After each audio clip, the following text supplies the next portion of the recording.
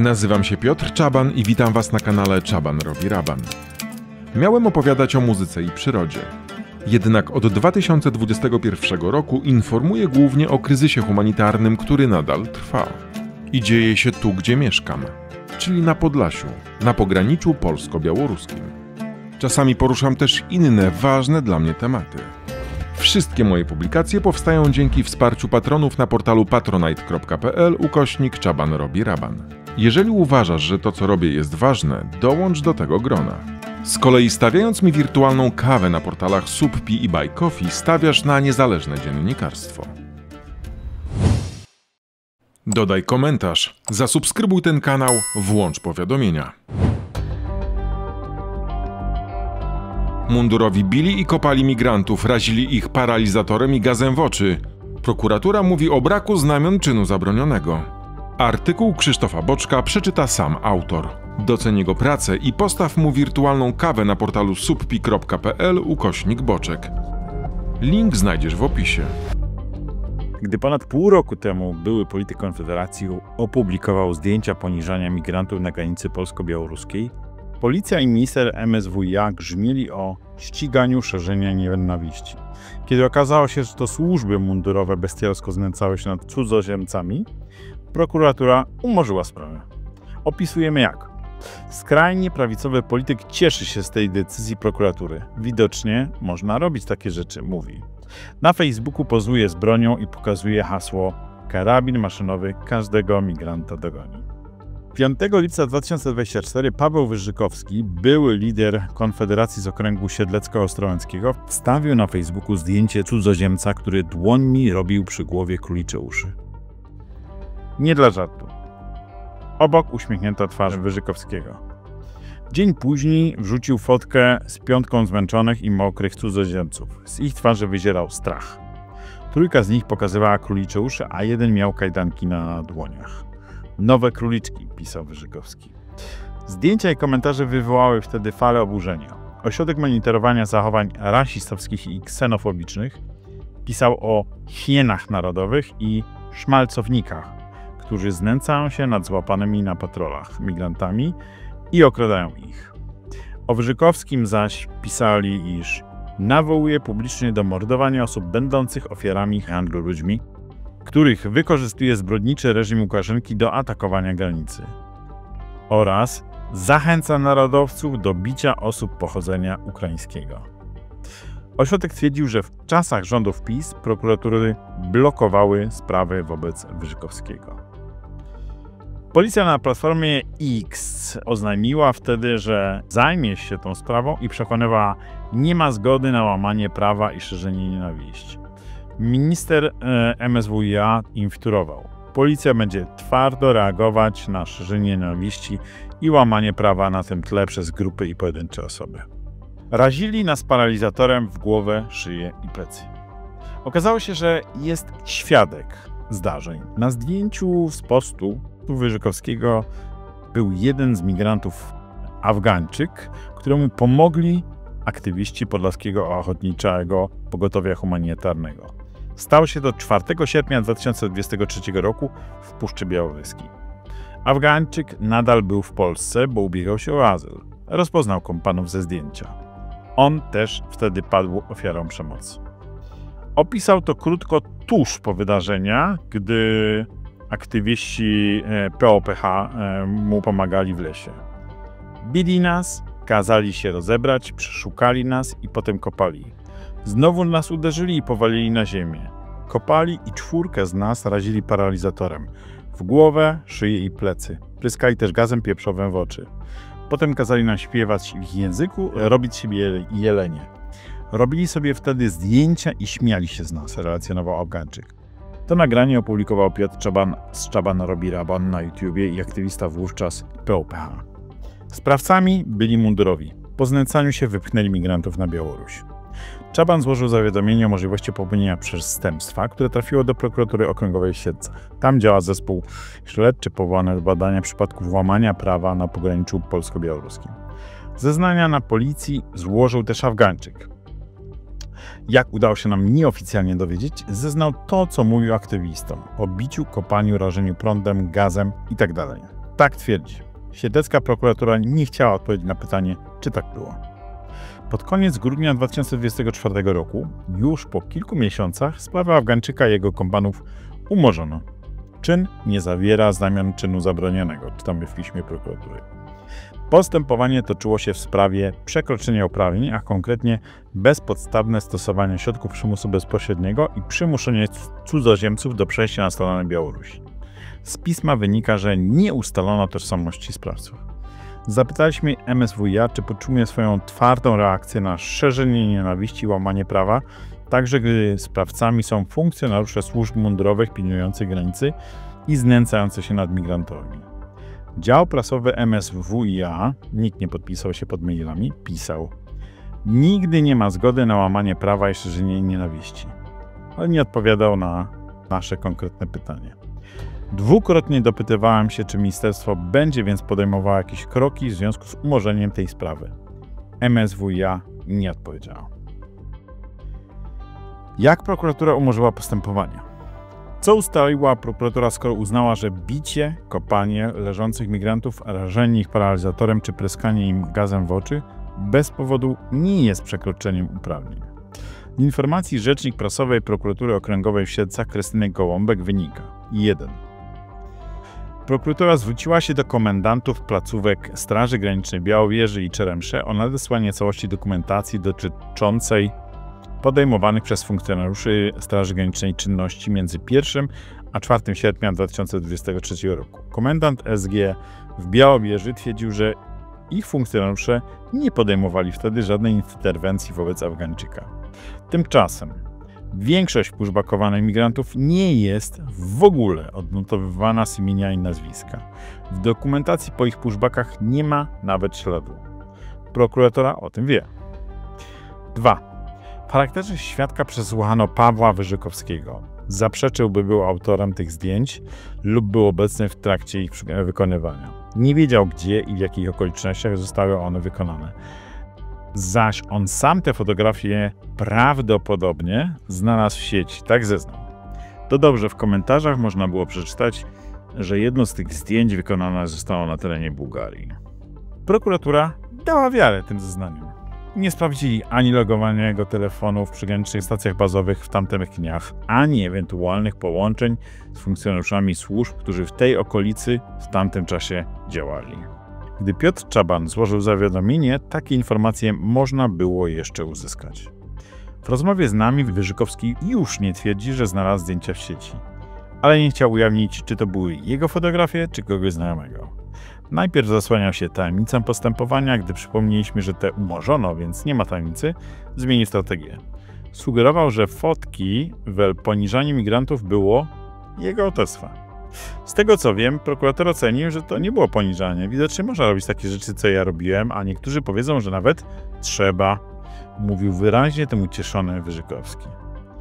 Prokuratura nawet nie ustaliła tego, co łatwo znaleźć w sieci. Wyżykowski służył w Wojskach Ochrony Terytorialnej.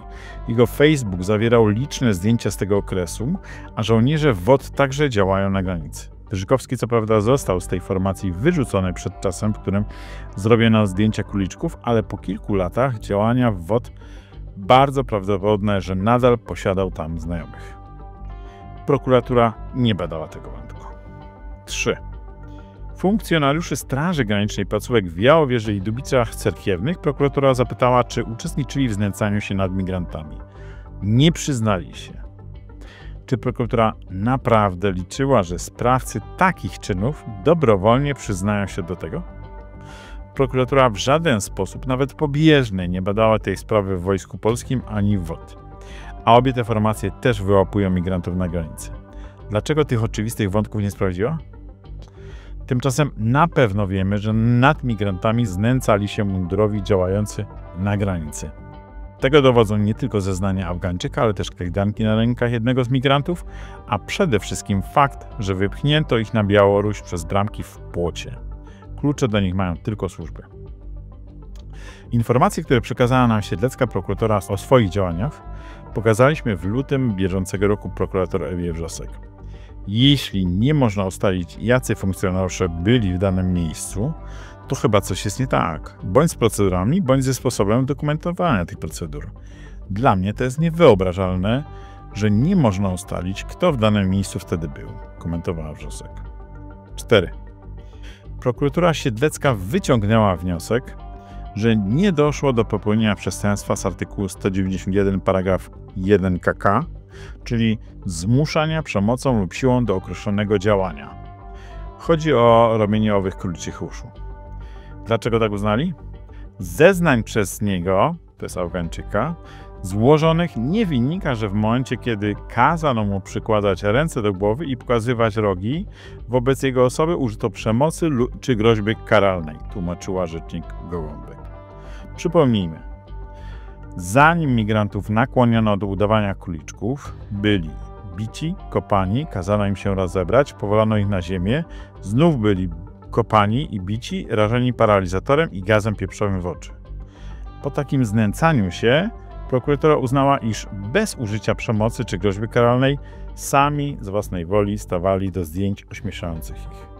Pełne tłumaczenie rzecznik prokuratury okręgowej w Siedlcach, dlaczego nie doszło do złamania prawa, ponownie pokazała mi prokurator Ewie Wrzosek, by to oceniła. To są bzdury. I do tego sprzeczne z tym, co kodeks, ustalone orzecznictwo i komentarze mówią o groźbach. Obawa nie musi być obiektywnie weryfikowalna, aż nie mogłam uwierzyć, że prokurator to napisał. Ewa Wrzosek nie kryła zbulwersowania. Migranci mieli pełne prawo obawiać się oprawców, którzy kazali im robić m.in. królicze uszy. 5. Na początku lutego bieżącego roku, 1,5 miesiąca po decyzji o umorzeniu, gdy rozmawialiśmy z prokuratorą okręgową w Siedlcach, Afgańczyk nadal nie dostał decyzji o jej umorzeniu. Bez tego nie mógł się od niej odwołać. Po naszym pytaniu, jak prokuratura go poinformowała, rzecznik Gołąbek napisała, że dopiero dostarczy mu tę decyzję, po jej przetłumaczeniu. Ostatecznie po naszej interwencji Afgańczyk otrzymał zawiadomienie z prokuratury i odwołał się od tej decyzji. Nie jest więc ona prawomocna. Miłośnik zwierząt uroczo zabija króliczki. Wracamy do Pawła Wyżykowskiego. Zeznając tłumaczył, iż komentarz o nowych króliczkach wstawił luźno. Widząc zdjęcia osób imitujących uszy, skojarzyły mi się z króliczkami. Przekonywał, że nie chciał nikogo upokorzyć, że jego uśmiech to efekt, cytat, suchych ust. Prokuratura dała i temu wiarę. Dlatego nie prowadziła postępowania w tej sprawie. Rzecznik Gołąbek dodaje, ocena jego zeznań złożonych w tej sprawie nie wskazała na możliwość popełnienia występku z artykułu 257 KK. Chodzi o napaść z powodu ksenofobii, rasizmu lub nietolerancji religijnej. Tymczasem istotny jest kontekst tego komentarza, którego prokuratura nie poznała. Z wpisów Wyżykowskiego na Facebooku wynika, że on króliczki zabija. Tweet z 6 sierpnia 2022 na zdjęciu trzyma malutkiego brązowego króliczka i pisze, iż to jest zdrowe i tanie źródło mięsa. Zapraszam do kontaktu osoby, które chcą skosztować lub po prostu nabyć. Jest też opcja od żywego do talerza, czyli zabicie i oprawienie i przyrządzenie królika, pisze Wyżykowski. Poniżej w komentarzach o zabijaniu tychże zwierząt dodaje nieodwracalne przełamanie oporu i zwisająca główka na swój sposób uroczy. 9 sierpnia Wyżykowski zachwala Martę Markowską z Konfederacji, która wykupiła królika spod mojego noża. O sobie też pisze dobroczyńca, miłośnik zwierząt. Ośrodek monitorowania zachowań rasistowskich i ksenofobicznych twierdzi, że Wyżykowski wielokrotnie w mediach społecznościowych pisał, iż chętnie zabijałby lewaków. Pozował też do filmu, na którym przeładowywał strzelbę, mówiąc: zapraszamy imigrantów, a innym razem prezentował hasło: karabin maszynowy każdego migranta dogoni. Wobec pracowników OMZRiK miał kierować groźby użycia broni będącej na jego wyposażeniu. Oglądamy filmy i zdjęcia, na których pozuje z długą bronią i krótką. Po serii samobójstw transseksualnych nastolatków zamieścił grafikę: bombka choinkowa w kolorach tęczy. Komentarz: szczyt techniki, bombki, które wieszają się same. OMZRiK dodaje, że Wyżykowski ukochał sobie generała Franco, przywódcę faszystowskiej dyktatury w Hiszpanii, a obecnie pokazuje się z proputinowskimi neofaszystami z kameractwa. Gdy wybuchła afera z króliczkami, Krzysztof Bosak, lider Konfederacji, pisał o Wyżykowskim: autor poniższego wpisu nie jest ani liderem Konfederacji gdziekolwiek, jego biogram wprowadza w błąd celowo, ani członkiem którejkolwiek partii współtworzącej Konfederację. Działał w przeszłości w partiach koliberalnych, ale został z nich usunięty. Od dawna jest skonfliktowany. Na koncie Wyrzykowskiego na Platformie X nadal czytamy lider Konfederacji w okręgu siedlecko-ostrołęckim, a jego zdjęcie jest na tle baneru Konfederacji. W lipcu 2024 roku OMZRiK pisało o 2 sprawach, jakie przegrał Wyrzykowski, m.in. znieważenia oraz że czeka go kolejny proces. Komenda Miejska Policji w Siedlcach uznała Pawła Wyrzykowskiego za obwinionego w sprawie dopuszczenia się przez niego nieprawidłowości w czasie wyborów. W grudniu ubiegłego roku ośrodek informował o skazaniu go w kolejnym procesie, jaki mu wytoczyli. Winny naruszenia dóbr osobistych fundatora OMZRiK Rafała Gawła. Ośrodek dodawał, że przed sądem i prokuraturze toczy się kolejnych 6 postępowań. W rozmowie z nami Wyrzykowski zaś twierdzi, że ma tylko jeden przegrany proces, a resztę spraw umorzono. Komenda Miejska Policji pytana o to nie odpowiedziała.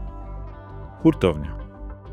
Umorzona sprawa znęcania się nad migrantami przez funkcjonariuszy w mundurach to czubek góry lodowej. Od początku lutego bieżącego roku było ich co najmniej 12. Wszystkie umorzono z tego samego powodu. Brak znamion czynu zabronionego. O czym, mam nadzieję, napiszemy w kolejnych publikacjach. Doceń pracę dziennikarza Krzysztofa Boczka i postaw mu wirtualną kawę na portalu subpi.pl/Krzysztof Boczek. Podcast w wersji audio powstał dzięki wsparciu patronek i patronów kanału Czaban robi raban. Jeżeli uważasz, że to co robię jest ważne, dołącz do grona moich patronów. Możesz mi również postawić wirtualną kawę. Niezbędne linki znajdziesz w opisie. Dodaj komentarz, zasubskrybuj ten kanał, włącz powiadomienia.